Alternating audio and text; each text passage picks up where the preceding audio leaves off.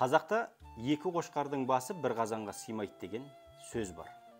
Қазан үлкен болса, екі қошқардың басы неге сыймасқа? Демек, қазақ бұл сөзді тура мағынасында емес, астарлы мағынасында қолданса керек. Бұл мақалды әркім әртүрлі жерде қолданады. Бірлері екі көшбасшының басы бір мекемеге сыймайтындығын меңзеп айтса, енді біреулер орнын білмей ермен тайталасып, қошқарлық қылғысы келетін әйелдерге қолданады. Ал біз бұл сөзді тассауф ілімі тұрғысынан тарқатып көрейік. Қазақтың ойына сопылық дегенде дүниені тәрк ету келеді. Яғни сопы деп қазақ дүниеден баз кешкен жанды айтады. Алайда тассауф ілімі дүниені материалдық тұрғыдан тәрк етуден гөрі бәрінен де маңызды көңілмен тәрк етуге шақырады.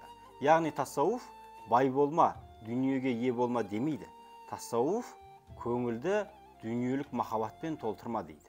Себебі көңіл дүниелік махаббатпен ақыреттік махаббаттың біріне ғана мекен бола алады. Яғни көңілді қазақтың мақалындағы қазан дейтін болсақ, дүниелік махаббат пен ақыреттік махаббат екі қошқардың басы.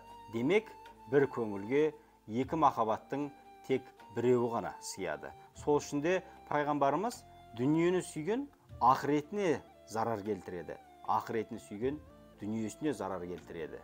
Сондықтан да өтпелі фәниден гөрі мәңгілік бақиды таңдаңыз дейді. Хакім Абай да дүниеге дос, ақыретке бірдей болмас, екеуі тап бірдей боп орны қалмас.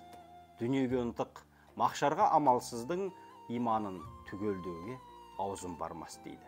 Ендеше қазанымызда қай қошқардың басы қайнауда, соған бір мән беріп қоялық.